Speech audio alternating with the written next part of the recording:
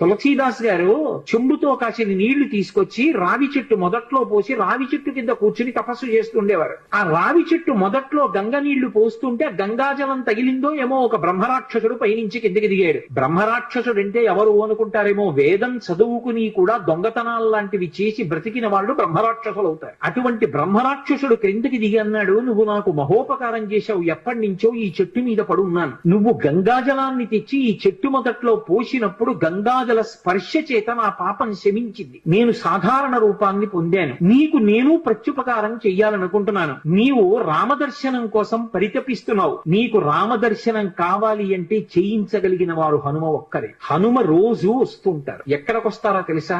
ఎక్కడెక్కడ రామనామం జరుగుతుందో, ఎక్కడెక్కడ రామనామం ప్రస్తావనకు వస్తుందో, ఎక్కడెక్కడ రామ కథ చెప్పబడుతుందో అక్కడ ఉంటారు. కాశీలో హనుమాన్ ఘాట్ లో ఒక వ్యక్తి రోజు రామాయణం చెప్తున్నాడు. అక్కడికి వచ్చి కూర్చుంటారు. ఎలా గుర్తుపడతావో తెలుసా? అందరికన్నా ముందు సభలోకి వస్తారు. అందరికన్నా ఆఖరణ కళ్ళ నీళ్ల పెట్టుకుని ఒక్కడు తలదించుకుని నడిచి వెళ్లిపోతూ ఉంటాడు. నువ్వు గుర్తుపట్టి వెంట వెళ్ళు అన్నారు. తులసీదాస్ గారు హనుమాన్ ఘాట్ వెళ్లి కూర్చున్నారు. అందరికన్నా ముందు ఒక వ్యక్తి వచ్చాడు రామాయణం వినడానికి. అందరూ వెళ్ళిపోయిన తర్వాత తల ఉంచుకుని కన్నులమ్మట నీరు కారుతుండగా వెడుతున్నాడు. తులసీదాస్ గారు ఆయన వెంటపడ్డారు. ఆ వ్యక్తి కనిపెట్టాడు, ఎవరో నన్ను వెంబడిస్తున్నారని. ఆయన హనుమ ముందు వెడుతున్నవారు. వెనక్కి తిరిగి గద్దించి తులసీదాస్ గారు చెంబుతో కాసిన నీళ్లు తీసుకొచ్చి రావి చెట్టు మొదట్లో పోసి రావి చెట్టు కింద కూర్చుని తపస్సు చేస్తుండేవారు. ఆ రావి చెట్టు మొదట్లో గంగ నీళ్లు పోస్తుంటే గంగాజలం తగిలిందో ఏమో ఒక బ్రహ్మరాక్షసుడు పైనుంచి కిందకి దిగాడు. బ్రహ్మరాక్షసుడు అంటే ఎవరు అనుకుంటారేమో, వేదం చదువుకుని కూడా దొంగతనాలు లాంటివి చేసి బ్రతికిన వాళ్ళు బ్రహ్మరాక్షసులు అవుతారు. అటువంటి బ్రహ్మరాక్షసుడు క్రిందకి దిగి అన్నాడు, నువ్వు నాకు మహోపకారం చేశావు, ఎప్పటి నుంచో ఈ చెట్టు మీద పడున్నాను. నువ్వు గంగాజలాన్ని తెచ్చి ఈ చెట్టు మొదట్లో పోసినప్పుడు గంగాజల స్పర్శ చేత నా పాపం శమించింది. నేను సాధారణ రూపాన్ని పొందాను. నీకు నేను ప్రత్యుపకారం చెయ్యాలనుకుంటున్నాను.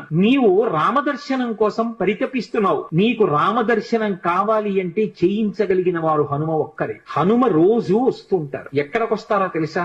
ఎక్కడెక్కడ రామనామం జరుగుతుందో, ఎక్కడెక్కడ రామనామం ప్రస్తావనకు వస్తుందో, ఎక్కడెక్కడ రామ కథ చెప్పబడుతుందో అక్కడ ఉంటారు. కాశీలో హనుమాన్ ఘాట్ లో ఒక వ్యక్తి రోజు రామాయణం చెప్తున్నాడు. అక్కడికి వచ్చి కూర్చుంటారు. ఎలా గుర్తుపడతావో తెలుసా? అందరికన్నా ముందు సభలోకి వస్తారు. అందరికన్నా ఆఖరణ కళ్ళ నీళ్ల పెట్టుకుని ఒక్కడు తలదించుకుని నడిచి వెళ్లిపోతూ ఉంటాడు. నువ్వు గుర్తుపట్టి వెంట వెళ్ళు అన్నారు. తులసీదాస్ గారు హనుమాన్ ఘాట్ వెళ్లి కూర్చున్నారు. అందరికన్నా ముందు ఒక వ్యక్తి వచ్చాడు రామాయణం వినడానికి. అందరూ వెళ్ళిపోయిన తర్వాత తల ఉంచుకుని కన్నులమ్మట నీరు కారుతుండగా వెడుతున్నాడు. తులసీదాస్ గారు ఆయన వెంటపడ్డారు. ఆ వ్యక్తి కనిపెట్టాడు, ఎవరో నన్ను వెంబడిస్తున్నారని. ఆయన హనుమ ముందు వెడుతున్నవారు. వెనక్కి తిరిగి గద్దించి